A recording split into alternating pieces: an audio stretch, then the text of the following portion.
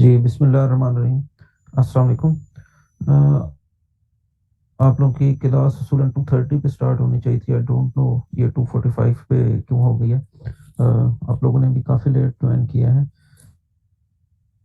Anyhow, I hope कि आप लोगों को इन्फॉर्मेशन मिल गई होगी कि आज की जो क्लास है, due to some personal reasons, ये क्लास सिंगल क्लास होगी, यानी इसमें दो क्लासेस इंक्लूडेड नहीं होगी। सो इट वाज ओरिजिनली ये 2:30 से 4 तक इसमें रन होना था। Let's see, we will try to complete it in, क्योंकि आज हमने एनवायरमेंटल पोल्यूशन का चैप्टर कंप्लीट करना है, और उस वजह से आई विश कि हम इसको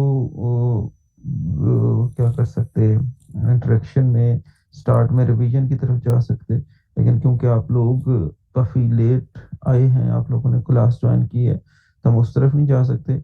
just I need a reminder कि आप हमने कितना पढ़ लिया था जो हमारा लास्ट लेक्चर था उसमें। Can anybody please tell me?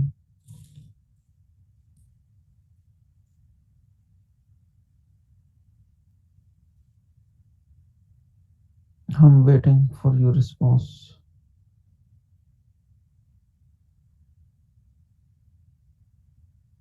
Chat में बता दें। आई बिलीव चैट वाला ऑप्शन ओपन है।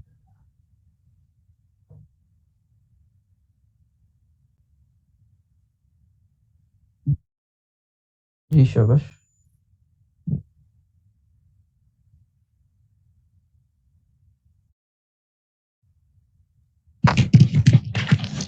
यस सर, इसमें हमने एयर पोल्यूशन को कवर किया था, स्मोक को कवर किया था, वाटर लॉगिंग, सैलिनिटी को, यूट्रोफिकेशन को, एसिड रेन और ozone depletion. Ozone depletion, eutrophication, एक मिनट मुझे फिर चेक कर लेने दें। वाटर लॉगिंग, एसिडिटी हो गया था। तो मेरा ख्याल है फिर लैंड पोल्यूशन से स्टार्ट करना था। लैंड पोल्यूशन हमने कर लिया था। जी सर, इधर से स्टार्ट करना था। हाँ बस ठीक है, इसका मतलब माय गेस वाज राइट कि हमने यहाँ से स्टार्ट करना है। So people, as you understand कि एनवायरनमेंट के हमने चार सेगमेंट्स की बात की थी। हमने कहा था कि एक लिथोस्फेयर है, एक बायोस्फेयर है, एक हाइड्रोस्फेयर है, एक हमारे पास कौन से वाला स्फेयर है, आपका आ गया एटमॉस्फेयर आ गया। हमने कहा कि ये जो एवरी स्फेयर है, इस स्फेयर से रिलेटेड कुछ क्या है, एनवायरमेंटल प्रॉब्लम है, हम उनकी बात करेंगे। सो एटमॉस्फेयर से रिलेटेड ऑफ कोर्स हमने एयर पोल्यूशन की बात की। हाइड्रोस्फेयर से रिलेटेड ऑफ कोर्स हमने वाटर पोल्यूशन की बात की। अब लिथोस्फेयर की जो सरफेस है, यानी लैंड है, लैंड की जो टॉप सरफेस है, सॉइल है, उसकी पोल्यूशन की बात करते हैं। अब ये कौन सी पोल्यूशन है? ये बेसिकली वो पोल्यूशन है जो सॉलिड वेस्ट के थ्रू हो रही होती है। सो बेसिकली हम सॉलिड वेस्ट की बात करेंगे। इसमें सॉलिड वेस्ट जो पोल्यूशन है और उसकी जो मैनेजमेंट है, उसकी बात करने से पहले थोड़ा सा इंट्रोडक्शन की बात कर लेते हैं। वेस्ट होते क्या है, ठीक है।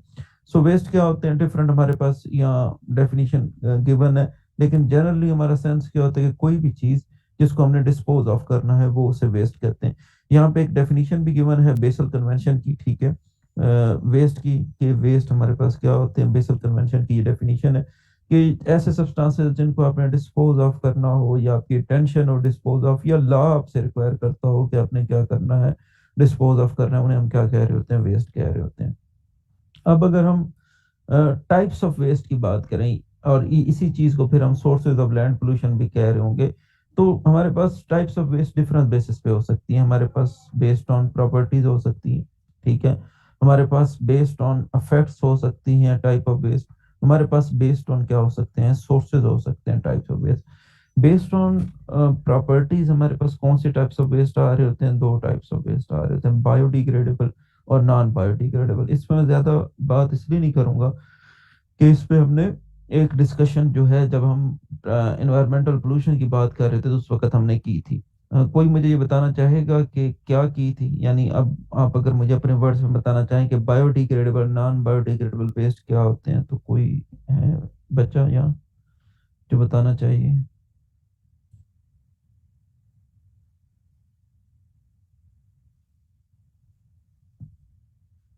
शाबाश। बायोडिग्रेडेबल, नॉन बायोडिग्रेडेबल वेस्ट क्या थे, फर्क क्या है दोनों के दरमियान? सर, जो बायोडिग्रेडेबल है वो मतलब कि डिग्रेड हो जाते हैं माइक्रोबियल एक्शन से, और जो नॉन है वो नहीं होते हैं। वेरी गुड कमल, बिल्कुल ऐसे ही है।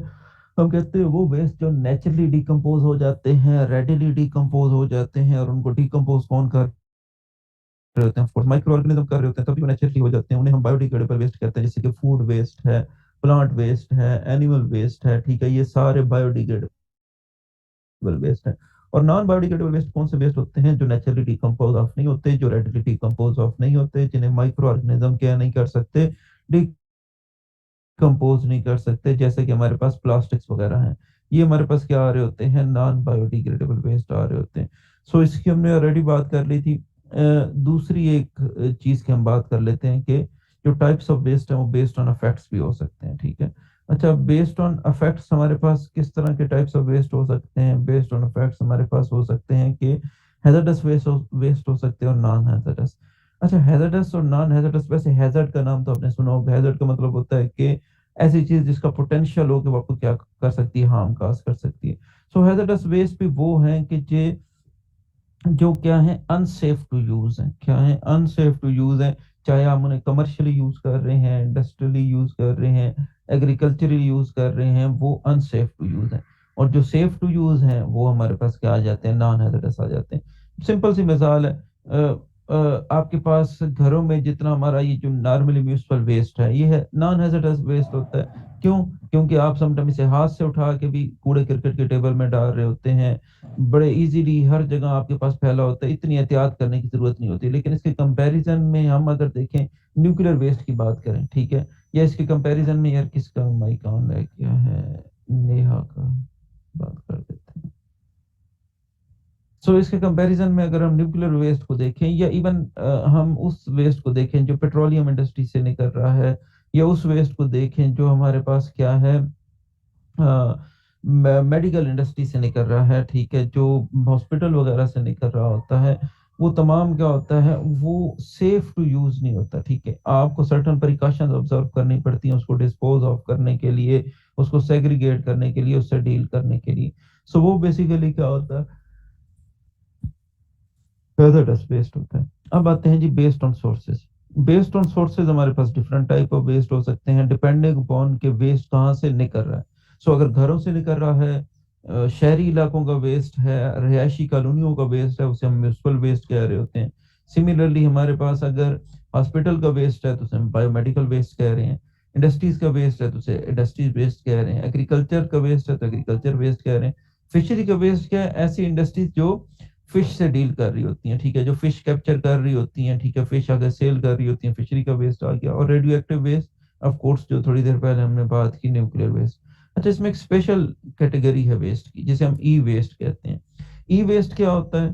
पहले तो थोड़ा सा आपको नाम से पता चल रहा है, ई फॉर इलेक्ट्रॉनिक, यानी ऐसा वेस्ट जो आपकी क्या है, इलेक्ट्रॉनिक इक्विपमेंट से जनरेट हो रहा होता है। कैसे इलेक्ट्रॉनिक इक्विपमेंट से जनरेट हो रहा होता है? आपको याद होगा कि एक टाइम था हमारे घरों में जो कंप्यूटर होते थे उसके साथ जो स्क्रीन लगी होती थी, जो मॉनिटर लगे होते थे, बहुत बड़े टीवी की तरह होते थे। वो पीछे उनके क्या होती थी? सीआरटीज होती थी, कैथोड रे ट्यूब्स होती थी। लेकिन आजकल जो आपकी एलसीडी स्क्रीन आ गई है, तो बहुत पतली सी हैं, बहुत बारीक सी हैं, जो हमारे कंप्यूटर के साथ लगी होती हैं। सो जब से ये स्क्रीन आई है, वो पुराने वाली आपकी क्या हो गई, ऑब्सलीट हो गई हैं, वेस्ट में टर्न हो गई हैं। अब लेकिन क्या उस वेस्ट को भी आप उसी तरीके से बाहर गलियों में फेंक देंगे, कूड़े करकट के ढेर पे फेंक देंगे, जिस तरह आप नॉर्मल वेस्ट को फेंकते हैं? आपने कभी देखा है इस तरीके से? नहीं। क्यों? क्योंकि वो वेस्ट आपका क्या होता है, उसको अपने सर्टन प्रिकॉशंस के साथ डील करना होता है। उसको ऐसे नहीं आप डिस्पोज ऑफ कर सकते। जैसे आपकी लैपटॉप है, एक टाइम आता है आपके लैपटॉप किसी वजह से टूट जाता है या फ्री हो जाता है। अब इसकी बैटरी पे आपने अक्सर लिखा देखा होगा कि बैटरी को आप आग में इवन जला नहीं सकते, वरना ब्लास्ट हो सकता है, ठीक है। सो इस आप तो कूड़े के ढेर को अक्सर आग लगा देते हैं। तो इलेक्ट्रॉनिक जो वेस्ट होता है, ये इसलिए इम्पोर्टेंट है, या इसलिए हम सेपरेट कैटेगरी के तौर पर डिस्कस कर रहे हैं कि इसको सर्टन स्पेशल प्रोसेसिंग फैसिलिटीज होती हैं जहां आप क्या कर सकते हैं, डिस्पोज ऑफ कर सकते हैं। तो इसे डिस्पोज ऑफ करने की अपनी स्पेशल फैसिलिटीज होती हैं। इसलिए जो हमारे पास है इलेक्ट्रॉनिक वेस्ट से रिलेटेड, हमने एक सेपरेट ये टॉपिक रखा हुआ है। अच्छा, क्वेश्चन एक और जो आपके ज़हन में रेज होना चाहिए, वो ये आना चाहिए कि ये वेस्ट जनरेट कैसे होता है। ऑफ कोर्स पहली तो मैंने आपको खुद रीजन बता दी, कोई चीज ऑब्सोलीट हो गई है। अब वो आपके बड़े बड़े वो जो मॉनिटर हैं, वो स्क्रीन यूज नहीं होती, अब छोटी, तो पुराने ऑब्सोलीट हो गए हैं, सो वेस्ट में टर्न हो गए। नंबर वन, ठीक है। यानी अगर टेक्नोलॉजिकल चेंज आई है तो इस वजह से इलेक्ट्रॉनिक वेस्ट जनरेट हो सकता है। दूसरा क्या हो सकता है, लेट्स से कि आपके घर में एलसीडी पड़ी है, गिरी है, टूट गई है, अब वो उसको रिपेयर कराने पे इतना खर्चा आ रहा है कि आप कहते हैं नई ले लें, ठीक है। तो अगेन इसका मतलब है अगर कोई इलेक्ट्रॉनिक इक्विपमेंट ब्रेक हो जाता है तब भी वेस्ट में टर्न हो जाता है, ठीक है। और तीसरा है कि वो एंड ऑफ लाइफ पे पहुंच गई, यानी लेट्स से कि एक लैपटॉप है, आपने पिछले 15 सालों से यूज कर रहे हैं, अब वो it has reach its end of life, ठीक है। तो इस वजह से इलेक्ट्रॉनिक वेस्ट जनरेट हो सकता है। इसका मतलब क्या हुआ, इसका मतलब ये हुआ कि इलेक्ट्रॉनिक वेस्ट तीन तरीकों से जनरेट हो सकता है हमारे पास, ठीक है। वो तीन तरीके कौन से हैं कि अगर आपके पास टेक्नोलॉजिकल चेंज आ गई है, आपके पास इलेक्ट्रॉनिक इक्विपमेंट ब्रोक हो गया है, या फिर कोई इलेक्ट्रॉनिक इक्विपमेंट अपने एंड ऑफ लाइफ पे पहुंच गया। अच्छा, इससे रिलेटेड एक सेपरेट रिलेटेड डिस्कशन है, उसे हम कहते हैं ई वेस्ट डंपिंग। ई वेस्ट डंपिंग से मुराद क्या है, DUMPING, कि ये जो डेवलप्ड कंट्रीज हैं ये अक्सर क्या कर रहे हैं, ये आपके पास जब इनके पास कोई काफी सारे इलेक्ट्रॉनिक इक्विपमेंट अपनी एंड ऑफ लाइफ पे पहुंचते हैं, तो ये डेवलपिंग कंट्री को कहते हैं कि बस ये सारा आपका हुआ ना, आप बेशक फ्री ले लें से, ठीक है। अब होता क्या है कि उनके अभी लाइफ में ना कोई 3-4 साल बाकी होते हैं, तो इंस्टेड के वो उस 3-4 सालों के लिए यूज करें और फिर उस पे स्पेशल प्रोसेसिंग फैसिलिटी में उन्हें डिस्पोज ऑफ करें जिस पे काफी खर्चा आता है, वो हमारे जैसे डेवलपिंग कंट्रीज को फ्री में दे देते हैं। वहां से ठेकेदार हमारे काफी सारे लोग जाके कंट्रैक्टर्स जाके उठा के ले आते हैं, फिर उसको क्या, जैसे लाहौर में हफीज सेंटर है, पिंडी में दुबई प्लाजा है, ठीक है, बड़े बड़े ये जो आईटी के सेंटर हैं, यहाँ अक्सर आपने देखा होगा रिफर्बिश लैपटॉप आए होते हैं, पुराने लैपटॉप आए होते हैं, पुराने फोन आए होते हैं, ये फिर यहाँ सेल करते हैं। अच्छा, जब आप इसे परचेज कर ले तो जाहिर है उसकी अभी लाइफ में 3-4 साल ही बचे हैं, आप यूज करते हो 4-5 साल बाद वो खत्म हो जाती है।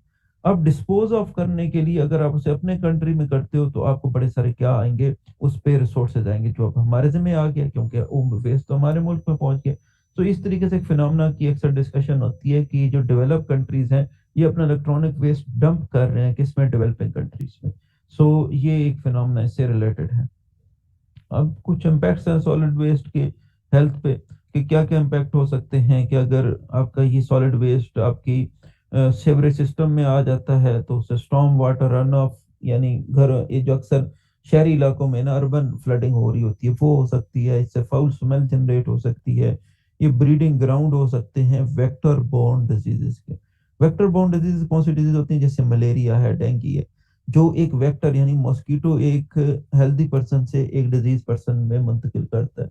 तो ये कूड़े करकट के ढेर होते हैं, हम देखते हैं अक्सर ये ब्रीडिंग ग्राउंड, यानी यहाँ पल रहे होते हैं, परवरिश पा रहे होते हैं, ग्रो कर रहे होते हैं कौन फ्लाइज वगैरह, मॉस्किटोज वगैरह, और फिर वो क्या करते हैं एक हेल्दी पर्सन से दूसरे, एक डिजीज पर्सन से एक हेल्दी पर्सन में इन बीमारियों को ट्रांसमिट कर रहे होते हैं, किन बीमारियों को, जिन्हें वेक्टर बॉर्न डिजीजेस कहते हैं। अब आ जाते हैं जी सॉलिड वेस्ट मैनेजमेंट। अच्छा, सॉलिड वेस्ट मैनेजमेंट में हमें बेसिकली इसके दो फर्दर जो हमारे पास टाइप है, एक है जी वेस्ट मैनेजमेंट और दूसरी है हमारे पास वेस्ट डिस्पोजल। वेस्ट मैनेजमेंट और वेस्ट डिस्पोजल में फर्क क्या है, जरा ये बड़ा इंपॉर्टेंट है, इसे आपने समझना है कि आपका वेस्ट डिस्पोजल पे ना क्या लगते हैं, रिसोर्सेज लगते हैं। रिसोर्सेज कैसे लगते हैं, लेट्स से कि आप वेस्ट आपने किसी लैंडफिल में डालना है, किसी घड़े में डालना है, तो लैंड लगेगी। लैंड आपका क्या है, एक रिसोर्स है। अगर आपने वेस्ट को जलाना है तो उस पर क्या लगेगा, फ्यूल लगेगा, फ्यूल आपका एक रिसोर्स है। तो वेस्ट डिस्पोजल पे क्या लगते हैं, रिसोर्सेज लगते हैं। हम क्या चाहते हैं, हम ये चाहते हैं कि हमारे पास रिसोर्सेज कम से कम लगे। तो रिसोर्सेज कब कम से कम लगेंगे, जब वेस्ट जनरेट ही कम से कम होगा। सो वो तमाम प्रैक्टिसेस जिनका पर्पस ये होता है कि वेस्ट जनरेट ही कम से कम हो, उन्हें हम क्या कहते हैं, वेस्ट मैनेजमेंट कहते हैं। वो कौन सी प्रैक्टिसेस होती हैं, वो 3R होते हैं, रिड्यूस, रीयूज और रिसाइकल। रिड्यूस का मतलब क्या है कि आप जो चीजों का यूजेज है उसे कम कर दें, ठीक है। यूजेज कैसे आप कम करेंगे, जैसे आप अक्सर एक कंसेप्ट का नाम सुनते हैं पेपरलेस ऑफिस। सो पेपरलेस ऑफिस की तरफ जाएं, पैकेजिंग कम से कम करें। रीयूज का मतलब है जो चीजें रीयूज हो सकती हैं, जो कपड़े रीयूज हो सकते हैं, जो बुक्स रीयूज हो सकती हैं, जो शूज रीयूज हो सकते हैं, जो शॉपिंग बैग आपके रीयूज हो सकते हैं, रीयूज करें। और रिसाइकलिंग जैसे कि मेटल्स, प्लास्टिक्स, गिलास, ये सारी चीजें पेपर रिसाइकल हो सकते हैं, उन्हें रिसाइकल करें। इसके साथ आजकल एक मॉडर्न आर भी इंक्लूड हो गया है जिसे हम कहते हैं रिकवर। रिकवर का मतलब क्या होता है, वेस्ट से एनर्जी रिकवरी। कैसे, जैसे आप अक्सर देखते हैं कि शुगर मिल्स हैं, शुगर मिल्स के पास क्या आ रहा होता है, शुगर केन आ रहा होता है। वो शुगर केन से उसका जो पल्प है, जूस है, वो निकाल लेते हैं। पीछे जो वेस्ट बचता है उसे हम बगास कह रहे होते हैं। सो शुगर मिल्स क्या करती हैं, उस बगास को बर्न करती हैं, बर्निंग से स्टीम प्रोड्यूस होती है, स्टीम से स्टीम टरबाइन रन करते हैं और उससे इलेक्ट्रिसिटी प्रोड्यूस कर लेते हैं। ये क्या कर रहे हैं, हम वेस्ट से एनर्जी रिकवर कर रहे हैं। सो ये तमाम प्रैक्टिसेस क्या हैं, वेस्ट मैनेजमेंट की प्रैक्टिसेस है। अब आप कितनी भी वेस्ट मैनेजमेंट कर लें, कितना भी रिड्यूस, रीयूज, रिसाइकल, रिकवर कर लें, फिर भी हमारे पास सर्टेन वेस्ट जनरेट हो रहा होता है। फिर उसका आप क्या करते हैं, डिस्पोजल करते हैं, डिस्कार्ड ऑफ करते हैं। सो अगर हम हिरार्की की बात करें, हिरार्की का मतलब होता है टॉप डाउन किस किस्म की, तो सबसे ग्रीन अप्रोच आपकी कौन सी है, प्रिवेंशन की, मिनिमाइजेशन की, रीयूज की। और जैसे जैसे डिस्पोजल की तरफ आ रहे हैं तो ये फिर हमारे लीस्ट फेवर्ड ऑप्शन बन रहे हैं। ठीक है, तो इस तरीके से हम बेसिकली क्या कर रहे होते हैं, सॉलिड वेस्ट मैनेजमेंट और वेस्ट डिस्पोजल कर रहे होते हैं। ठीक है, अब वेस्ट मैनेजमेंट की थोड़ी सी हम बात कर ली है, वेस्ट डिस्पोजल की तरफ बढ़ते हैं। वेस्ट डिस्पोजल में हमारे जो मेजर मेथड हैं वो दो हैं, एक है हमारे पास लैंडफिल और दूसरा मेथड है हमारे पास इंसिनरेशन। ठीक है, उसके अलावा ये जो दो फर्दर मेथड लिखे हैं ये जस्ट आपके क्वेश्चन में वैरायटी का मतलब क्या होता है, आपके क्वेश्चन को दूसरे लोगों से डिफरेंशिएट करने के लिए, ताकि हमने ज्यादा मेथड्स की बात की हो। लेकिन मेजर मेथड हमारे पास दो हैं, लैंडफिल और इंसिनरेशन। सो बारी बारी इनकी बात करते हैं। सबसे पहले लैंडफिल की बात करते हैं। लैंडफिल क्या होता है, लैंडफिल एक लाइक गड्ढा होता है जो आपने क्या किया है, जो आपने इसके अंदर खोद लिया है, जमीन के अंदर खोद लिया। ठीक है, लेकिन याद रखिएगा हम ये कौन से लैंडफिल की बात कर रहे हैं, हम साइंटिफिक लैंडफिल की बात कर रहे हैं। साइंटिफिक लैंडफिल से क्या मुराद है, क्योंकि पाकिस्तान में हम अक्सर क्या, लैंडफिल एक गड्ढा खोद लेते हैं, बस में वेस्ट डालते जाते हैं, उसकी कोई प्रॉपर मैनेजमेंट नहीं होती। यहाँ हम साइंटिफिक लैंडफिल की बात कर रहे हैं कि कैसे एक प्रॉपर लैंडफिल बनाया जा सकता है। अब जरा आपने मेरे साथ चलना है और स्टेप बाय स्टेप चीजें देखनी है। सबसे पहले आपने क्या किया, ये हमारे पास एक लैंडफिल है, एक गड्ढा है जो आपने क्या कर लिया, खोद लिया। ठीक है, अब इस गड्ढे में आप क्या करोगे, इस गड्ढे में हम ट्रैश या वेस्ट डालना शुरू करते हैं। आप देख रहे हैं वेस्ट एक बराबर प्रॉपर एक फार्म में डाल रहे हैं। इस फार्म को हम क्या कहते हैं, सेल फार्म कहते हैं, यानी कंप्रेस करके आप वेस्ट को डाल रहे हो। ऐसे नहीं है कि आप डायरेक्टली वेस्ट फेंकते जाओगे, थोड़ा कम वेस्ट आएगा, जब कंप्रेस करके डालोगे ज्यादा वेस्ट आएगा। अच्छा, आपने वेस्ट डाल दी, जब आपने वेस्ट डाल दिया तो जरा मेरे साथ आपने रहना है। क्या होगा, लेट्स से कि ऊपर से क्या आती है, बारिश आती है। ठीक है, बारिश आती है तो बारिश क्या होगी, इस वेस्ट के अंदर से बारिश का पानी गुजरेगा और यहाँ आके वो बारिश का पानी क्या हो जाएगा, यहाँ जमा होना शुरू हो जाएगा। अच्छा, ये जो वेस्ट के अंदर से बारिश का पानी गुजर के आया है अपने साथ बड़े सारे हार्मफुल पार्टिकल्स या हार्मफुल एलिमेंट्स भी लेके आ गए, और जब ये यहाँ आके इकट्ठा हुआ है तो अब ये वाटर नहीं रहा, अब हम कहते हैं कि ये क्या बन गया है, हम ये कहते हैं ये लीचिट बन गया।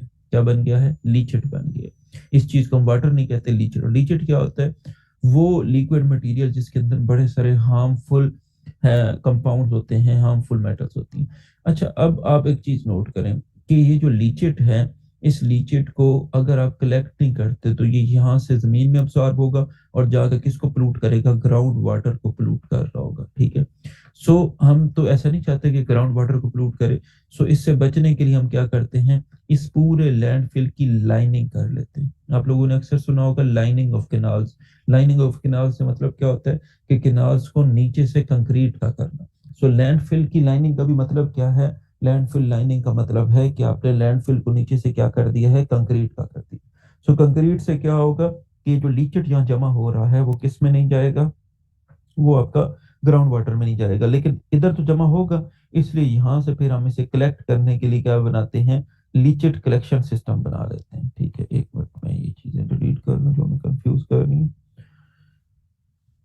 सो हम क्या लगा लेते हैं, लीचिट कलेक्शन। लीचिट कलेक्शन सिस्टम क्या होता है, एक पंप होता है। ठीक है, जिससे बेसिकली आप लीचिट को कलेक्ट कर रहे होते हैं, वो हमने कहाँ लगा लिया, यहाँ पे लगा लिया। ठीक है, अच्छा अब ये काम कर लिए।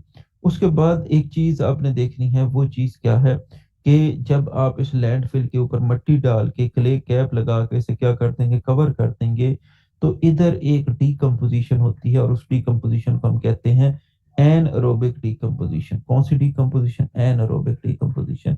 एरोबिक डीकम्पोजिशन आपको याद था, जो in the presence of oxygen या इन द प्रेजेंस ऑफ क्या हो रही थी, इन द प्रेजेंस ऑफ हमारे पास एयर हो रही थी। एनएरोबिक क्या है, ऑफ कोर्स जो in the absence of air होती है। In the absence of air क्या, क्योंकि आपने ये जो ऑर्गेनिक वेस्ट है बड़ा सारा, उसको किससे कवर कर दिया है, क्ले कैप से कवर कर दिया है। सो ऊपर एयर अंदर एंटर नहीं हो सकेगी, एनएरोबिक डीकम्पोजिशन होगी।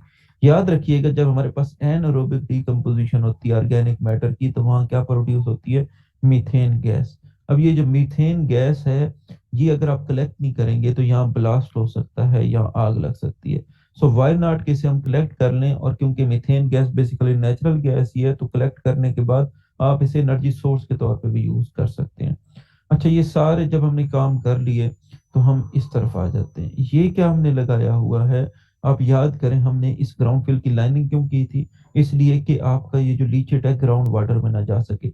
लेकिन क्या हम 100% कन्फर्म है कि बाकी ये लीचेट ग्राउंड वाटर में नहीं जा रहा?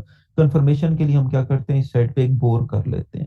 उस बोर से या उस वेल से हम क्या करते हैं, मॉनिटर करते हैं कि ये जो लैंड फिल है ये नीचे वाटर की क्वालिटी को हार्म तो नहीं कर रहा। सो ये जो तमाम चीजें अभी हमने पढ़ी हैं, इनको हम क्या कहते हैं, parts of structure of landfill. ठीक है, ये लैंडफिल कंपोनेंट। सो ये 6 है हमारे पास। एक है हमारे पास बॉटम लाइनर है, ठीक है, सेल्स है, लीचेट कलेक्शन सिस्टम है, मीथेन कलेक्शन सिस्टम है, क्ले कैप है, और उसके साथ ग्राउंड वाटर मॉनिटरिंग सिस्टम। ये 6 कंपोनेंट्स होते हैं किसी भी कौन से वाले लैंडफिल के, साइंटिफिक लैंडफिल के। नेक्स्ट आ जाते हैं जी टाइप्स ऑफ लैंडफिल।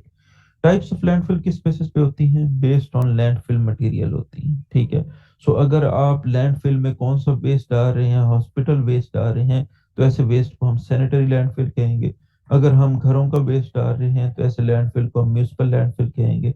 अगर कंस्ट्रक्शन का वेस्ट डाल रहे हैं तो ऐसे लैंडफिल को हम कंस्ट्रक्शन एंड डेमोलिशन लैंडफिल कहेंगे। और अगर इंडस्ट्रीज का वेस्ट डाल रहे हैं तो ऐसे लैंडफिल को हम इंडस्ट्रियल लैंडफिल कहेंगे, ठीक है। एडवांटेजेस और डिसएडवांटेजेस की बात करें, एक जो सबसे बड़ा एडवांटेज है, जो लैंडफिल को सबसे पॉपुलर मेथड बनाता है डेवलपिंग कंट्रीज में, वो क्या है कि लैंडफिल कैसा मेथड है, सिंपल और इकोनॉमिकल कॉस्ट इफेक्टिव मेथड है। उसके अलावा लैंडफिल का क्या एडवांटेज है कि लैंडफिल के अंदर जब आप वेस्ट डाल रहे होते हैं तो आपको अलग अलग सेग्रीगेशन नहीं करनी पड़ती। उसके अलावा लैंडफिल क्या करता है, आपकी हेल्प करता है किसमें, reclamation of land. Reclamation of land से मुराद क्या होती है कि बाद ऐसी लैंड होती हैं जो मार्शी, मार्शी का मतलब है दलदली बन चुकी होती हैं, या जैसे आपने वाटर लॉगिंग एंड सैलिनिटी में देखा था कि बेकार हो चुकी होती हैं। सो आप क्या करते हो उन लैंड में, लैंड में क्या खोद लेते हो, गड्ढा खोद लेते हो, एक साइंटिफिक लैंडफिल बना लेते हो। अच्छा, वो साइंटिफिक लैंडफिल में बड़ा सारा आपका ऑर्गेनिक वेस्ट, फूड वेस्ट भी होता है। वो जब डीकम्पोज होता है तो वो जो डीकम्पोज हो के बेसिकली कन्वर्ट किस में हो जाता है, ऑर्गेनिक फर्टिलाइजर में। वो ऑर्गेनिक फर्टिलाइजर ऊपर जो सॉइल की लेयर है उसे क्या रिटर्न कर रही होती है, न्यूट्रिएंट्स रिटर्न कर रही होती है, जिससे वो जो लैंड जो कुछ अर्सा पहले आपके काम की नहीं रही थी, 10-15 साल बाद ऐसा पॉसिबल है, क्वाइट पॉसिबल है कि वो दोबारा से आप उसे क्या कर लो, रिक्लेम कर लो, ठीक है। उसके अलावा फिर आ जाते हैं जी डिसएडवांटेज आ जाते हैं। सबसे बड़ा डिसएडवांटेज ये है कि लैंड हमारे पास ऑलरेडी बहुत लिमिटेड है। हमारी अर्थ पे 70% वाटर है, 30% ड्राई लैंड है। सो लैंड ऑलरेडी बड़ा लिमिटेड है, और फिर अर्बनाइजेशन की वजह से बड़ा ये कीमती रिसोर्स बनता जा रहा है। लेकिन अब लैंडफिल के लिए आपको बहुत बड़ा एरिया रिक्वायर्ड होता है, बहुत सारी लैंड रिक्वायर्ड होती है। दूसरा आपके पास क्या है, क्योंकि लैंडफिल जो है ये अवे फ्रॉम द टाउन होते हैं, सो हमें ट्रांसपोर्टेशन कॉस्ट पड़ रही होती है, बैड स्मेल जनरेट कर रहे होते हैं, और ये एरिया क्या बन जाते हैं, आपके पास सोर्स बन जाते हैं वेक्टर बॉर्न डिजीजेस के। एक और जो हैजर्ड है कि वो फायर हैजर्ड रहता है, जैसे मैंने आपको कहा था कि मीथेन वहाँ जनरेट हो रही होती है, सो उससे क्या लग सकती है, आग लग सकती है। अब नेक्स्ट मेथड की तरफ जाते हैं, जिसकी बात हम करते हैं इंसिनरेशन। जरा इस मेथड को आपने समझना है कि इसकी हमें ज़रूरत क्यों पेश है। थोड़ी देर पहले हमने बात की थी कि लैंडफिल बड़ा सस्ता मेथड है। आपने बस जमीन के अंदर एक गड्ढा खोदा, उसको नीचे से कंक्रीट का किया, ठीक है। ना सिर्फ आपको मीथेन मिल रही है, ठीक है, बल्कि आपने अपने वेस्ट को भी डिस्पोज ऑफ कर दिए। तो अब आते हैं इंसिनरेशन। इंसिनरेशन वर्ड कहाँ से निकला है? इंसिनरेशन निकला है आग लगाना, इंसिनरेट करना।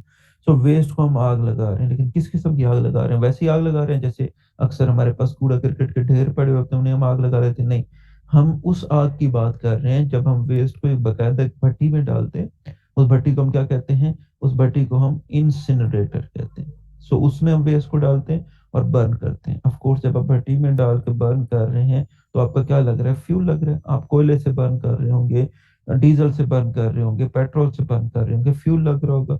तो अगर फ्यूल लग रहा है तो इसका मतलब ये तो बड़ा महंगा मेथड है as compare to what, as compare to landfill, जहाँ सिर्फ आपने गड्ढे में वेस्ट डाल दिया था। सो क्वेश्चन जो आपके जहन में आना चाहिए वो ये आना चाहिए कि हम सस्ता जो मेथड था हमारे पास लैंडफिल का, उससे इतने महंगे मेथड यानी इंसिनरेशन की तरफ क्यों मूव हो रहे हैं, ठीक है। आंसर क्या है? आंसर ये है कि जैसे हॉस्पिटल वेस्ट होता है या कोई और हैजर्डस वेस्ट है, जिसके अंदर बड़े सारे क्या होते हैं, जिसके अंदर बड़े सारे हमारे पास पैथोजन होते हैं, डिजीज काजिंग माइक्रो ऑर्गेनिज्म होते हैं, ठीक है। सो वो पैथोजेंस अगर आप लैंडफिल में डाल रहे हो तो वहां से आपके पास दो तीन किस्म के डर हैं। वो पैथोजन आपके ग्राउंड वाटर में पहुंच सकते हैं। वो पैथोजन जब आप लैंडफिल में डिस्पोज ऑफ कर रहे हो तो उन वर्कर्स को लग सकते हैं। वो पैथोजन कुछ अरसे बाद अगर लैंडफिल किसी वजह से एक्सपोज हो जाता है, ऊपर से मट्टी हट जाती है, फिर एक्सपोज हो सकते हैं। इसका मतलब है कि अगर पैथोजेंस को आपने डिस्पोज ऑफ करना है तो जलाना सबसे इफेक्टिव मेथड होगा, क्योंकि उससे इंश्योर हो जाएगा कि हमारे पास मैक्सिमम जो पैथोजेंस हैं वो किल हो गए।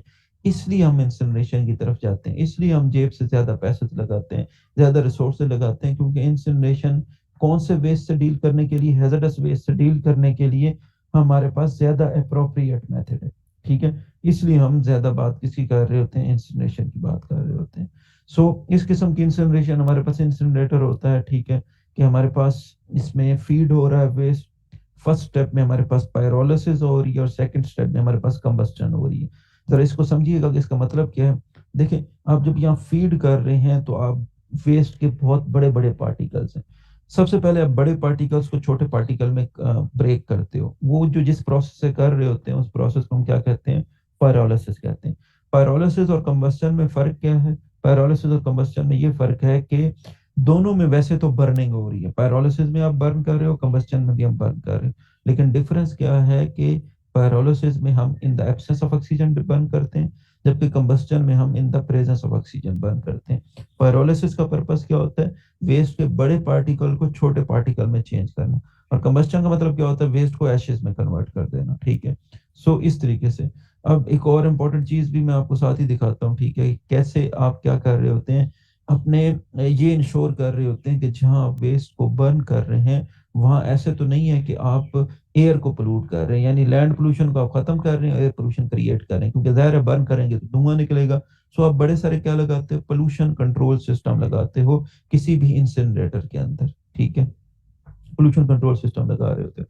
और एक और इम्पोर्टेंट चीज जो आप यहाँ नोट कर रहे हैं वो क्या नोट कर रहे हैं? वो जो थोड़ी देर पहले एनर्जी रिकवरी वाला एस्पेक्ट मैंने आपको बताया था कि जहर है जब आप बर्न करोगे तो कौन सा प्रोसेस होगा? एक्सोथर्मिक, काफी सारी हीट एमिट होगी। उससे आप स्टीम टरबाइन रन करके क्या जनरेट कर सकते हो? इलेक्ट्रिसिटी जनरेट कर सकते हो।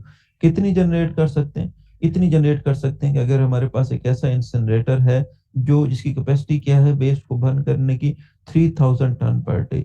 तो उससे कितनी आपकी इलेक्ट्रिसिटी प्रोड्यूस हो सकती है? 3 मेगावाट प्रोड्यूस हो सकती है। ये बेसिकली हमारे पास मेथड है इंसिनरेशन का।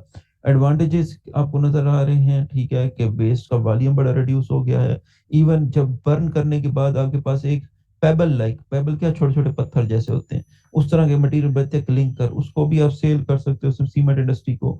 इसके लिए उतनी ज्यादा स्पेस नहीं चाहिए होती, ठीक है। ट्रांसपोर्टेशन आपको नहीं करनी होती। क्यों ट्रांसपोर्टेशन नहीं करनी होती? क्योंकि अक्सर इंसिनरेटर या तो आपके शहर के अंदर ही लगे होते हैं, या फिर इवन जैसे हॉस्पिटल है, अक्सर जो हमारे पास बड़े हॉस्पिटल है उनके अंदर ही इंसिनरेटर लगे होंगे, हॉस्पिटल की बाउंड्री के अंदर ही।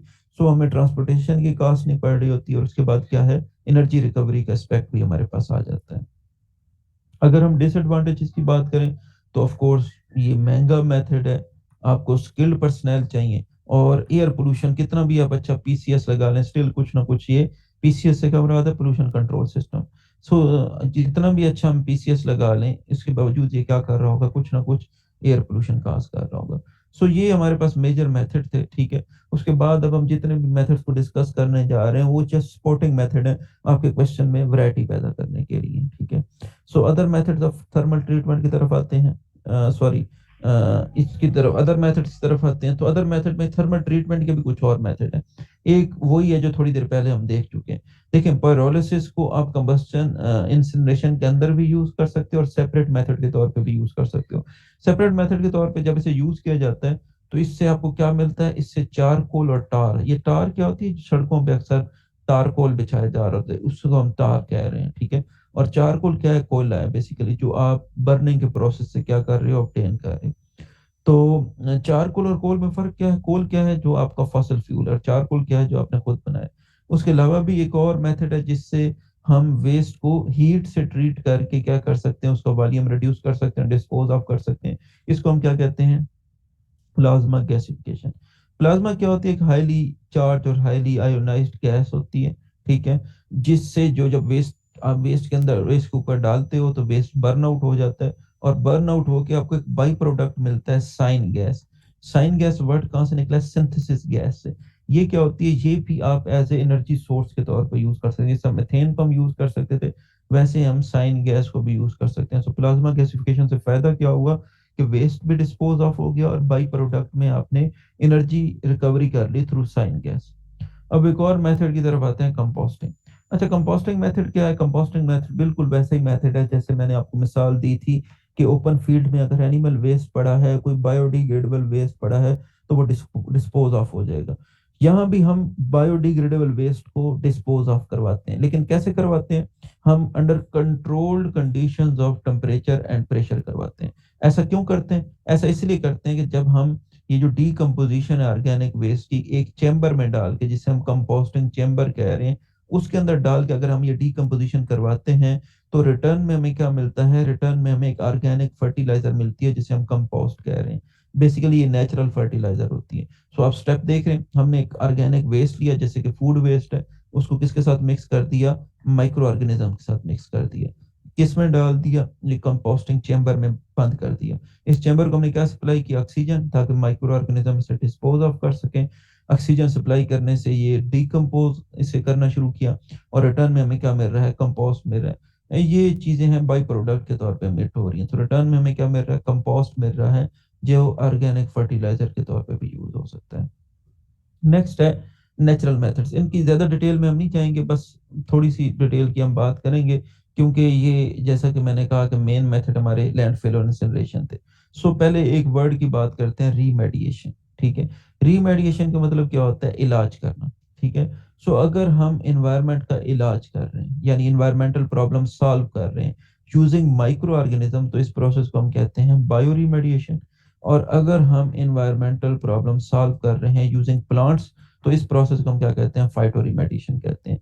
प्लांट्स की मदद से हम कैसे प्रॉब्लम सॉल्व कर सकते हैं? जैसे कि प्लांट्स हमारे पास लैंड इरोजन को रोकते हैं, जैसे कि प्लांट्स हमारे पास कार्बन डाइऑक्साइड को अब्जॉर्ब करते हैं, यानी ग्लोबल वार्मिंग प्रॉब्लम सॉल्व करने में हमारी हेल्प कर रहे हैं। और माइक्रो ऑर्गेनिज्म की मदद से हम कैसे सॉल्व करते हैं? ये स्टेप ओरिजिनेट हुआ था 1972 में। 1972 में क्या हुआ था कि यूएस की एक स्टेट है पेंसिल्वेनिया, वहां क्या हुआ था? एक ऑयल स्पिल हो गया था। अब समझ नहीं आ रहा था कि ये इतना जो ऑयल स्पिल हो गया है, इसे हम कलेक्ट कैसे करें। तो फर्स्ट टाइम ये कंसेप्ट आया कि हम माइक्रो ऑर्गेनिज्म को यूज कर सकते हैं। कुछ ऐसे माइक्रो ऑर्गेनिज्म होते हैं जो ऑयल ईट करते हैं, जो ऑयल को डीकम्पोज करते हैं। उस टाइम में ये फर्स्ट टाइम ये कंसेप्ट यूज हुआ। तो वहां से फिर ये कंसेप्ट निकला बायो रिमेडिएशन का। ठीक है, कि आप माइक्रो ऑर्गेनिज्म को भी यूज कर सकते हो इन्वायरमेंटल प्रॉब्लम सॉल्व करने के लिए। सो यहाँ फिर हमारा लैंड जो पोल्यूशन वाला एस्पेक्ट है वो क्लोज होता है। ठीक है, उसे क्लोज ऑफ कर लिया हमने। मुझे आप लोगों को कोई क्वेश्चन है तो बताएं प्लीज।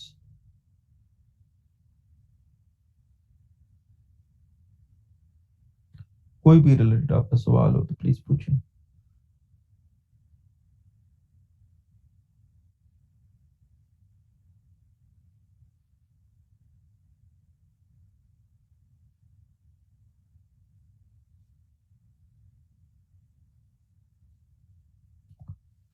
चल ठीक है, गुड हो गया। सो आगे बढ़ते हैं हम। ठीक है, और हम किसकी बात करते हैं? नॉइस पोल्यूशन की बात करते हैं। अच्छा ठीक है Aruba. Aruba, it's not about के मेरी पढ़ान मैं किस स्पेस पे पढ़ा रहा हूँ। इट्स अबाउट के जहाँ मुझे आपको कोई चीज़ समझानी होती है या एक्सप्लेन करनी होती है, मैं वहाँ स्टॉप कर जाता हूँ। और उसके बावजूद अगर आपको लग रहा है कि कोई चीज़ सिर्फ इस वजह से आपको समझ नहीं आ रही कि वो थोड़ी सी फास्ट पेस है, तो that is why I am again and again saying कि टेल मी योर क्वेश्चन, कि आपको क्या नहीं। सिर्फ एक जेनेरिक स्टेटमेंट दे देना कि पेस को स्लो डाउन करें, ठीक है, that is not your answer. ठीक है, क्योंकि कुछ ऐसी चीजें होती हैं जहां से हम सरसरी व्यू लेके आगे बढ़ जाते हैं। ठीक है, और कुछ ऐसी चीजें होती हैं जैसे मैं बार बार इंसिनरेशन का पूरा मैंने आपको एक्सप्लेन किया कि इंसिनरेशन की जरूरत क्यों पड़ी है हमें। ठीक है, मैं इवन टॉपिक में जाने से पहले मैंने पूरा आपको एक्सप्लेन किया। तो सिमिलरली आपने ये इस चीज को देखना है कि आप ये इंश्योर करें कि ये ना देखें कि मैं किस स्पेस पे, आप ये देखें कि आपको क्या समझ नहीं आ रहा? अगर मेरी पेस आपके समझने पे कॉम्प्रोमाइज कर रही है, stop me and ask question, ठीक है? आपको किसी जगह सिर्फ इस वजह से समझ नहीं आया कि मैं वहां से तेजी से गुजर गया हूँ, तो stop me and ask question, just raise your hand, ठीक है? और send me on chat your question, ठीक है? तो आप मुझे बता दें साथ, ठीक है, साथ साथ बता दें। ठीक है, मैं बिल्कुल बतूल रिपीट कर देता हूँ, ठीक है?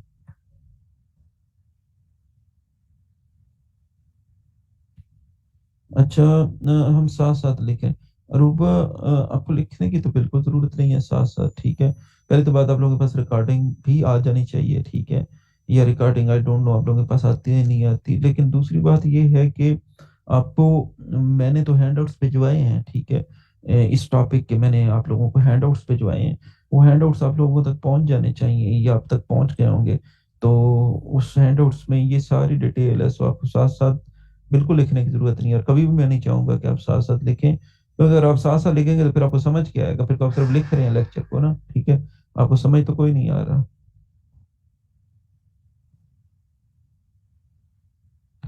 ये फिर ये आप लोग, क्योंकि दायरा, मैं एक टीचर हूँ, मेरा कोई एकेडमी की मैनेजमेंट का पार्ट नहीं हूँ, ठीक है? अच्छा, नेहा कह रही हैं हमारे पास हैंडआउट्स, बतूल कह रही हैं नहीं है हैंडआउट्स, तो मुझे नसरुल्ला, एक थर्ड पर्सन है, उनसे पूछते हैं। नसरुल्ला, आप चैट पे भी शक बता दें कि हैंडआउट्स हैं या नहीं है। नसरुल्ला, सो यार, ये अब आप लोगों को इंश्योर करने हैं, ठीक है? उनको याद करें, याद करवाएं, ठीक है? एक मिनट यार, मुझे ट्राई करने दें कि मैं यहाँ अटैच कर सकता हूँ चैट में। इस फीचर को मैंने कभी यूज नहीं किया, लेट मी ट्राई।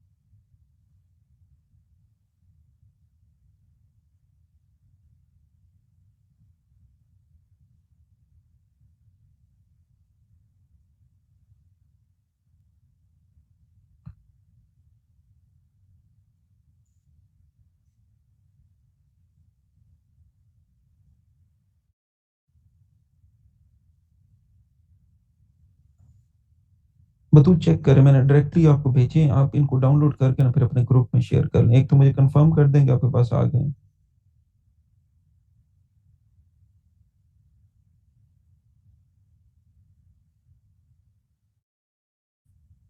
जी आ गए हैं, ठीक है? और ये काइंडली फिर आपने क्या करना है, ग्रुप में भी शेयर कर देना है।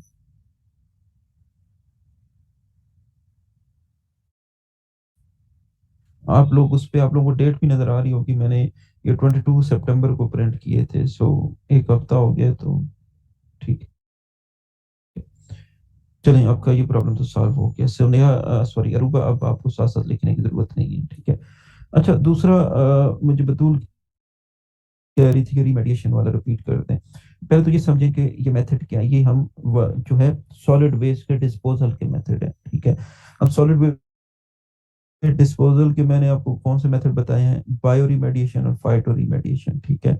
सो बायो रिमेडिएशन क्या है कि जब हम वेस्ट को डिस्पोज ऑफ कर रहे हैं यूजिंग व्हाट, यूजिंग हम क्या कर रहे हैं, माइक्रो ऑर्गेनिज्म कर रहे हैं, ठीक है? जैसे कि आपको पता है कि माइक्रो ऑर्गेनिज्म क्या करते हैं, बड़े सारे वेस्ट को डिस्पोज ऑफ कर देते हैं, बड़े सारे वेस्ट को डिकम्पोज कर देते हैं। तो इस मेथड को अगर हम यूज कर रहे हैं तो ये बायो रिमेडिएशन कहलाता है, ठीक है?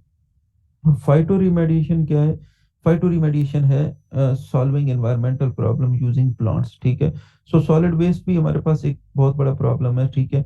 सो अगर हम उसे यूज कर रहे हैं यूजिंग प्लांट्स, ठीक है, जैसे कि मैंने आपको बताया था कि हमारे पास बड़ा सारा सॉलिड वेस्ट जो है, सॉरी वेस्ट जो जनरेट हो रहा होता है, ठीक है?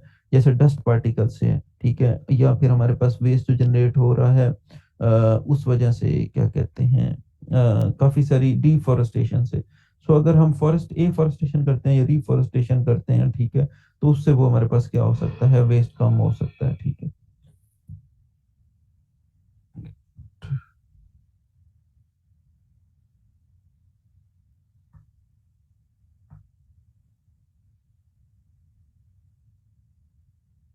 अच्छा जी, आगे बढ़ते हैं और बात करते हैं हम नॉइस पोल्यूशन की। नॉइस पोल्यूशन क्या है, ऑफ कोर्स नाम से पता चल रहा है, शोर वाली आलूदगी। एक चीज जो आप देखेंगे कि ये हम एयर पोल्यूशन भी बड़ा फोकस कर रहे होते हैं, वाटर पोल्यूशन भी बड़ा फोकस कर रहे होते हैं, लैंड पोल्यूशन पे भी बड़ा फोकस कर रहे होते हैं, लेकिन नॉइस पोल्यूशन की इतनी ज्यादा पाकिस्तान में बात नहीं हो रही थी। लेकिन डब्ल्यूएचओ कहता है कि ये it should be taken seriously.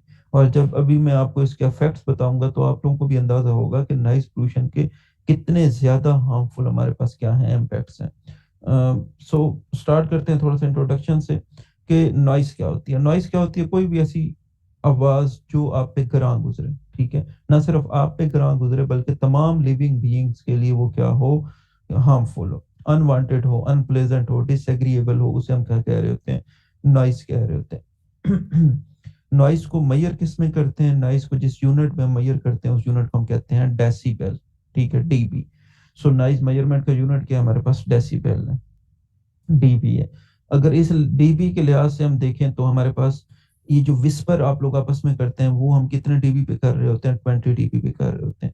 अगर आप थोड़ी सी हल्की आवाज में क्वाइट ऑफिस में बात कर रहे हैं तो यूजली 40 डीबी पे कर रहे होंगे। जो नॉर्मल कन्वर्सेशन अभी हम कर रहे हैं ये तकरीबन हम 60 डीबी पे कर रहे हैं। और ऐसी नॉइज जो 80 डीबी को क्रॉस कर जाए फिर हम उसे क्या कहते हैं कि वो आपकी फिजिकली भी और साइकोलॉजिकली भी हमारे लिए क्या हो जाती है, हार्मफुल हो जाती है। एक मिनट एक्सक्यूज कीजिएगा मुझे।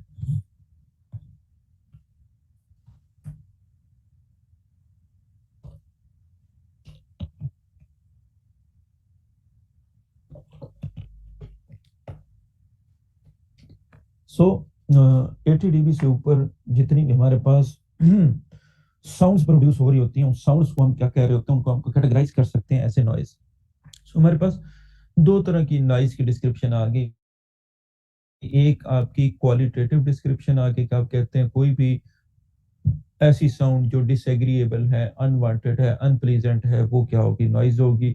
और एक क्वांटिटेटिव हमारे पास भी डिस्क्रिप्शन आ गई कि अगर कोई भी जो साउंड है वो किस बैरियर को क्रॉस कर जाती है, 80 डीबी बैरियर को क्रॉस कर जाती है तो उसे हम क्या कह रहे होते हैं, उसे हम नॉइज कह रहे होते हैं।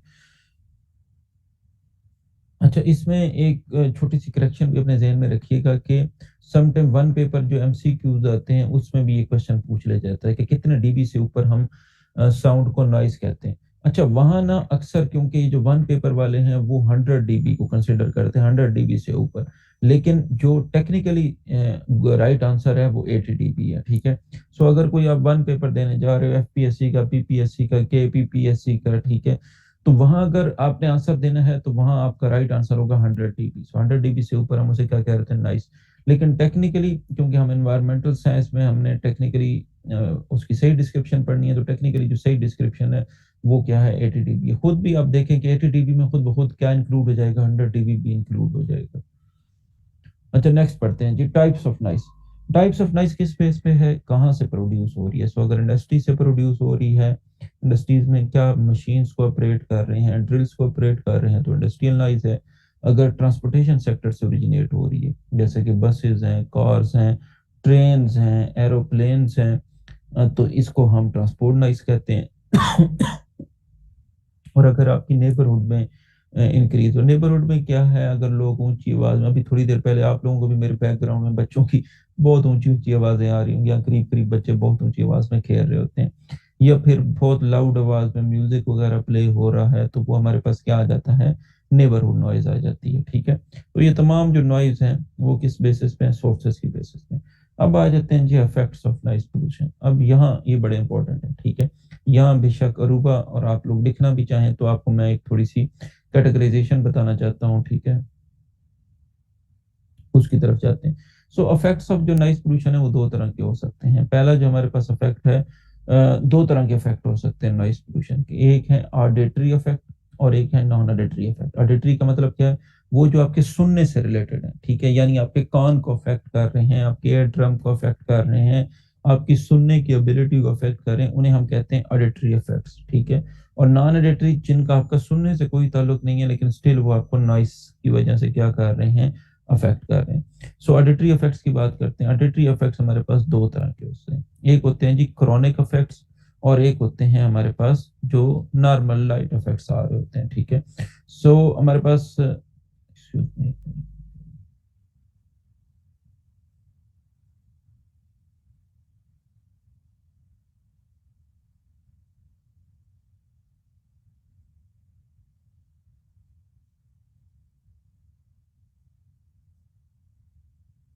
सो दो तरह के इफेक्ट्स आ सकते हैं, क्रोनिक और माइल्ड इफेक्ट, ठीक है। सो क्रोनिक इफेक्ट्स क्या हैं, जो बड़े लेवल पे ज्यादा हार्मफुल होते हैं, ठीक है। सो ऑडिटरी इफेक्ट्स दो तरह के हो सकते हैं, क्रोनिक भी हो सकते हैं और माइल्ड भी हो सकते हैं, ठीक है, हल्के भी हो सकते हैं। माइल्ड क्या है, जैसे कि इम्पेयरमेंट ऑफ हेयरिंग हो गई है, क्या हो गया है, हेयरिंग की इम्पेयरमेंट हो गई है। इम्पेयरमेंट का मतलब क्या होता है कि आपकी कम हो गई है सुनने की एबिलिटी, जिसे हम कहते हैं ऊंचा सुनते हैं लोग, ठीक है। सो ये इम्पेयरमेंट है, यानी अगर आप कंसिस्टेंटली आप लाउड साउंड्स के साथ एक्सपोज रहे हैं तो इम्पेयरमेंट हो सकती है, ये क्या है, माइल्ड इफेक्ट है, ठीक है। क्रॉनिक इफेक्ट क्या है, क्रॉनिक होते हैं ज्यादा सीरियस इफेक्ट होते हैं, ठीक है। सो क्रॉनिक इफेक्ट हमारे पास क्या हो सकता है, अगर सिरे से हेयरिंग का लॉस हो जाए, जिसे हम क्या कहते हैं, डेफ हो गए आप, ठीक है, तो ये हमारे पास क्या हो सकता है, क्रॉनिक इफेक्ट हो सकता है।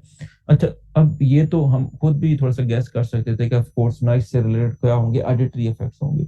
जो ज्यादा इंपॉर्टेंट आपको बात और ज्यादा इंटरेस्टिंग बात आपको पता मैं बताने जा रहा हूँ, वो ये है कि इसके बड़े सारे नॉन ऑडिटरी इफेक्ट्स भी होते हैं।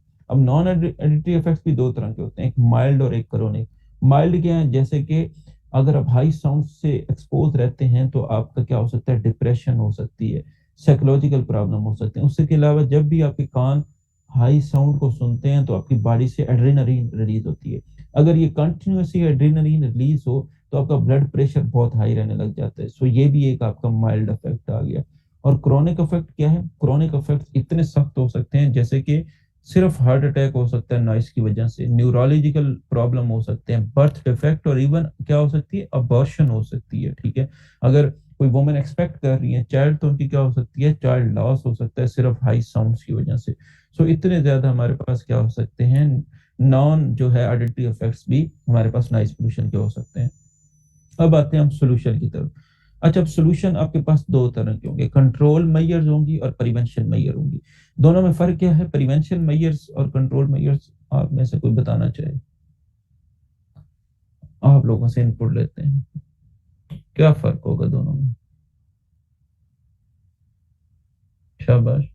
अनम्यूट करके भी बता सकते हैं आप, मुझे चैट पे भी बता सकते हैं कि मैं कह रहा हूँ नॉइस पोल्यूशन को सॉल्व करने के लिए, ठीक है, हमारे पास क्या हो सकते हैं, सॉरी, कंट्रोल मेजर्स भी हो सकती हैं और प्रिवेंशन मेजर्स भी हो सकते हैं। दोनों में फर्क क्या होगा।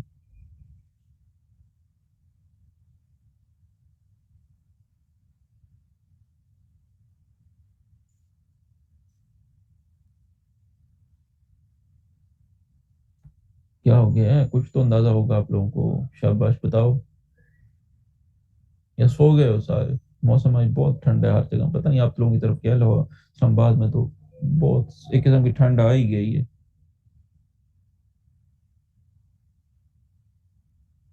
ठीक है, ये तो आप जनरली कह रहे हैं ना, ठीक है। मैं ये पूछ रहा हूँ, ठीक है नेहा, कि प्रिवेंशन या कंट्रोल मेजर में क्या फर्क है।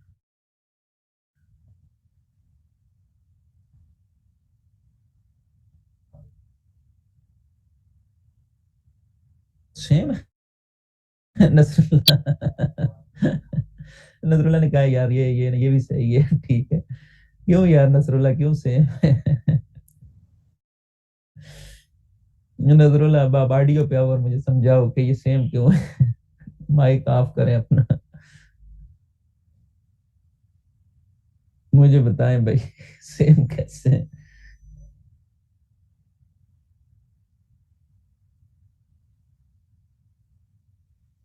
हमारी आप ठीक तरफ जा रही है, थोड़ा सा और प्रिसाइज कर लो।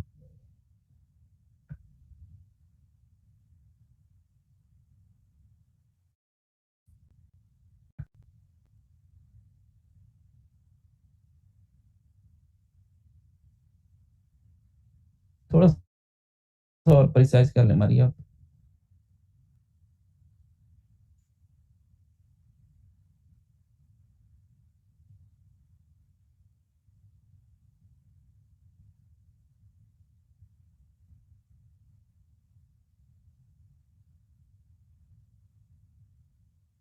शाबाश।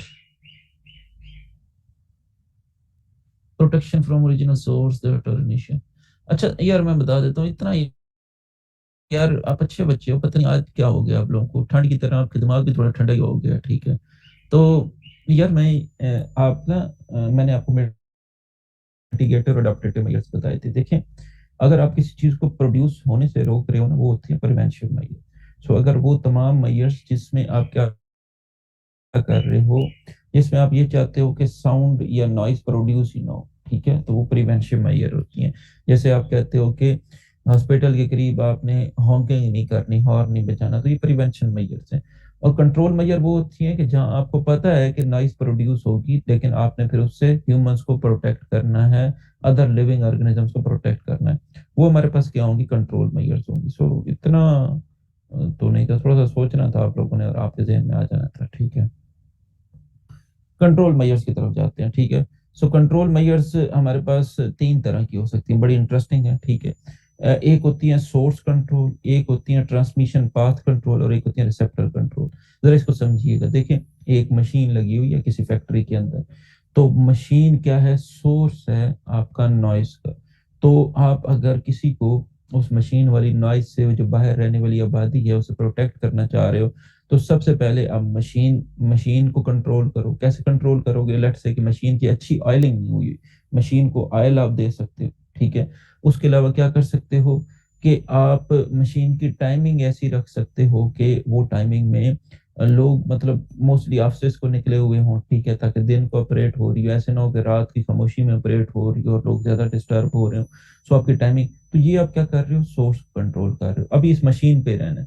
दूसरा आ जाता है कि आप कहते हो ठीक है, आप सोर्स को तो कंट्रोल नहीं कर सकते, लेकिन आप क्या करो कि आप ये कोशिश करो कि जो मशीन वाली साउंड है, ये साउंड बाहर तक ना जाए। फिर ये आप कैसे करोगे, ये आप ऐसे करोगे कि मशीन को ऐसे इनक्लोजर में रख लोगे जो साउंड इंसुलेटेड होंगे। जो अक्सर आपने रिकॉर्डिंग रूम्स नहीं देखे टीवी के, रेडियो के, वो सॉरी रेडियो के यूजली, टीवी का तो ऐसा डायरेक्ट हो रही होती है रिकॉर्डिंग। सो रेडियो के वो क्या होते हैं, साउंड इंसुलेटिंग होते हैं, उनमें बाहर वाली साउंड अंदर नहीं आ सकती, अंदर वाली साउंड बाहर नहीं आ सकती, वो नॉइज बैरियर आप लगा लेते हैं। और तीसरा आप कहते हैं कि ओके, आप मशीन को भी कंट्रोल नहीं कर सकते, आप रास्ते को भी, जिस रास्ते से साउंड ने बाहर आना है उसको भी कंट्रोल नहीं कर सकते।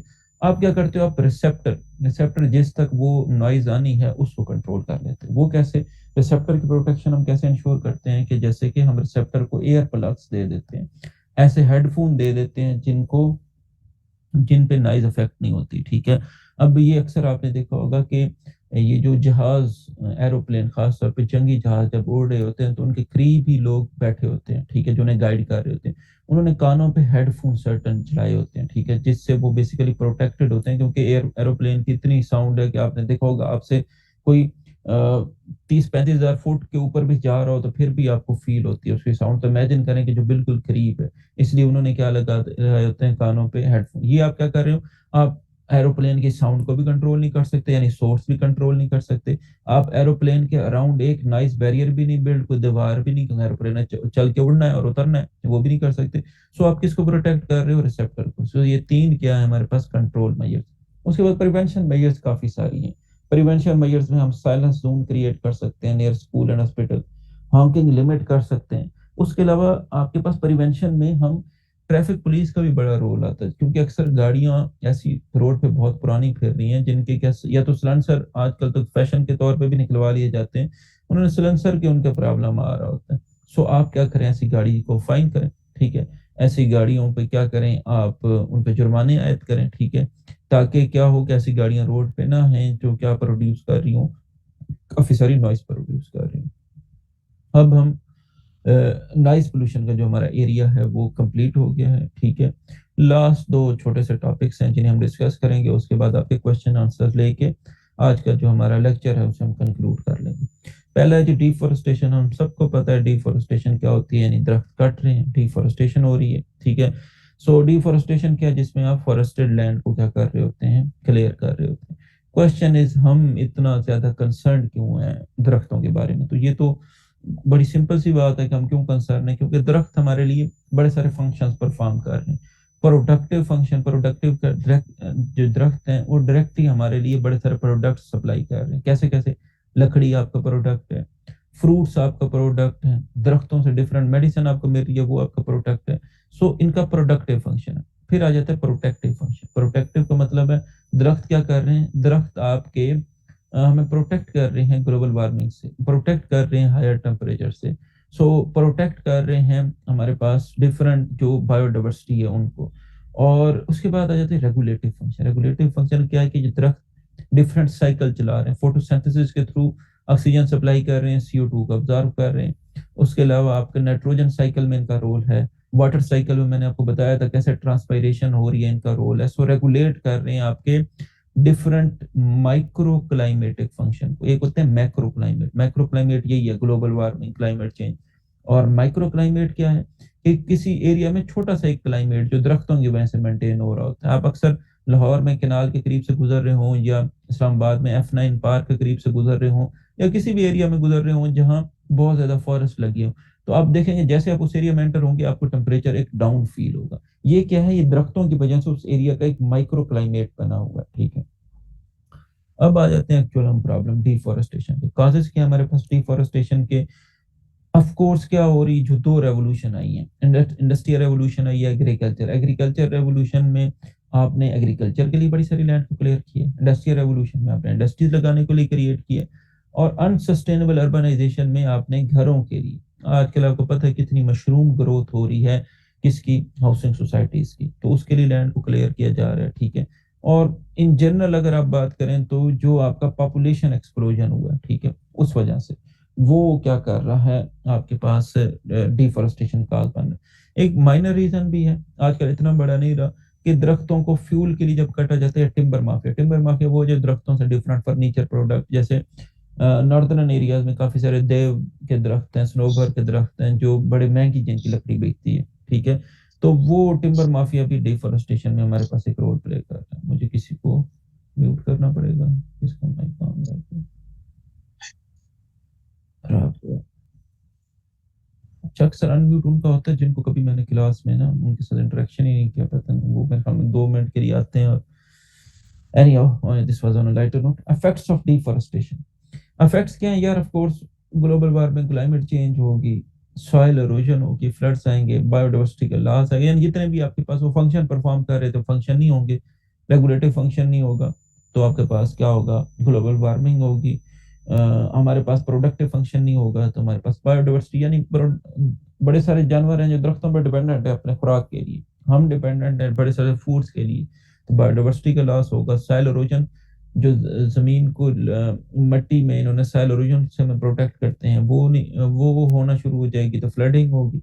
सोल्यूशन क्या है, एफॉरेस्टेशन और रिफॉरेस्टेशन। ठीक है, एफॉरेस्टेशन रिफॉरेस्टेशन में फर्क क्या है, जब किसी एरिया से आप दरख्त काट लेते हो दोबारा उस एरिया में आप दरख्त लगाते हो, तो इस प्रोसेस को हम कहते हैं रिफॉरेस्टेशन।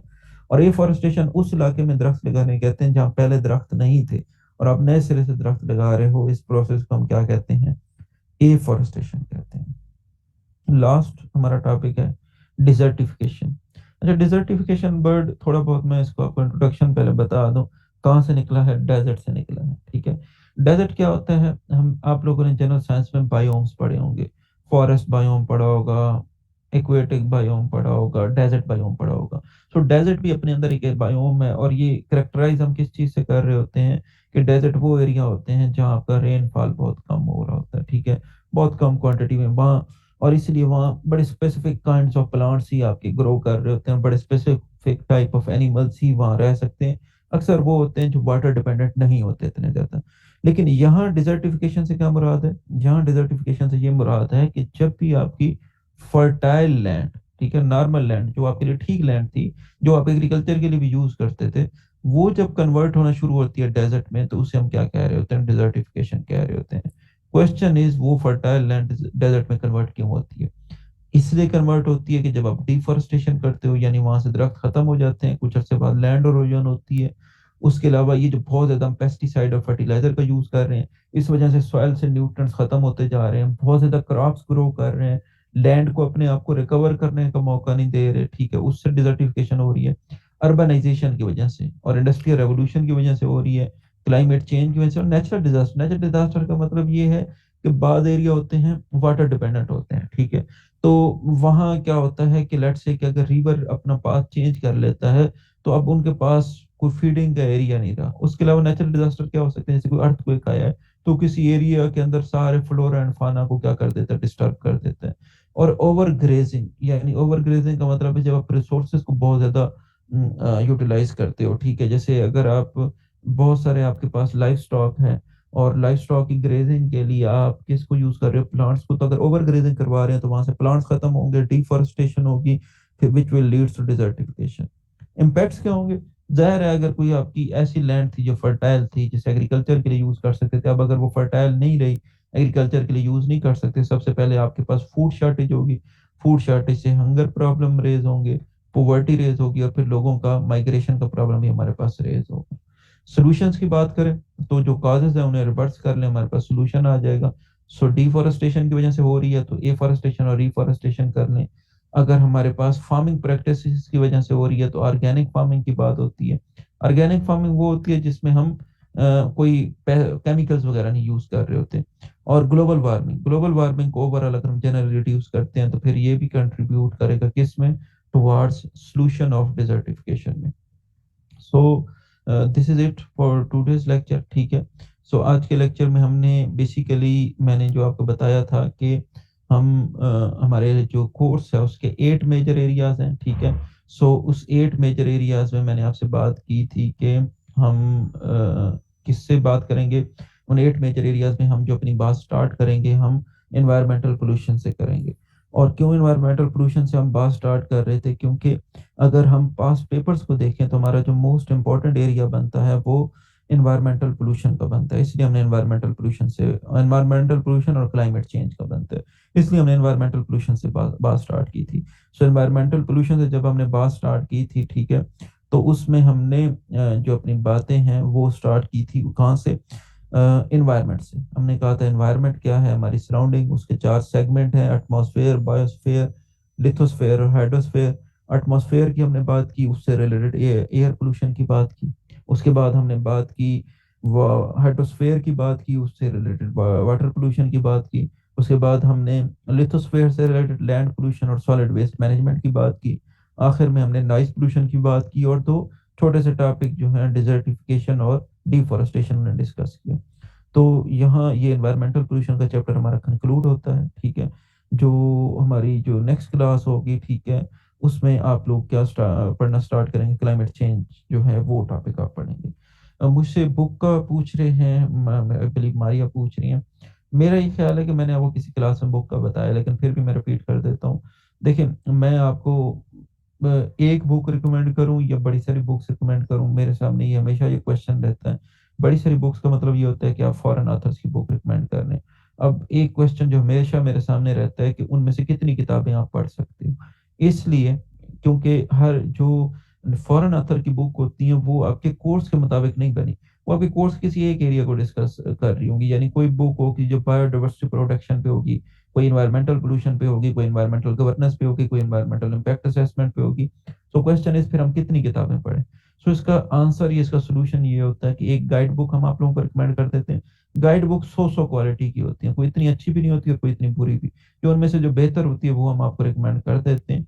लेकिन आप लोगों ने क्या करना होता है कि आप लोगों ने अपने नोट्स बनाने होते हैं। वो नोट्स कैसे बनाने होते हैं, 3 चीजों को मिला के बनाने होते हैं। वो 3 चीजें क्या हैं, नंबर 1 लेक्चर्स जो अभी आप ले रहे हैं, नंबर 2 आपके पास जो आपको हैंडआउट्स मिले हैं, ठीक है, सॉरी, नंबर 2 बेसिकली फिर ये हैंडआउट्स को भी शामिल करेंगे तो 4 चीजें हो जाएंगी, लेकिन बेसिकली ये लेक्चर को वो कर रही हैं। सो एक आपके पास क्या आ गए कि हमारे पास लेक्चर्स आ गए और उनसे रिलेटेड हैंडआउट्स जो आपको मिल गए हैं, ठीक है। दूसरा हमारे पास क्या आ गई, गाइड बुक आ गई।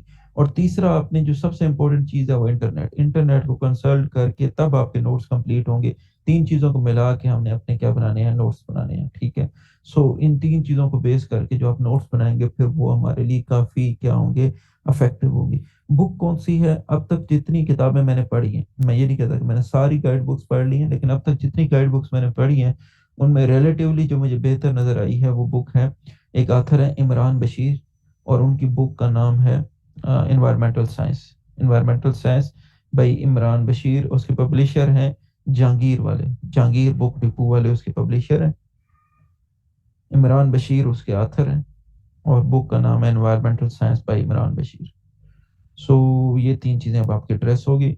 अगेन एक और क्वेश्चन है किसी का कि कितने लेक्चर्स, ये भी मैं शुरू में बता चुका था।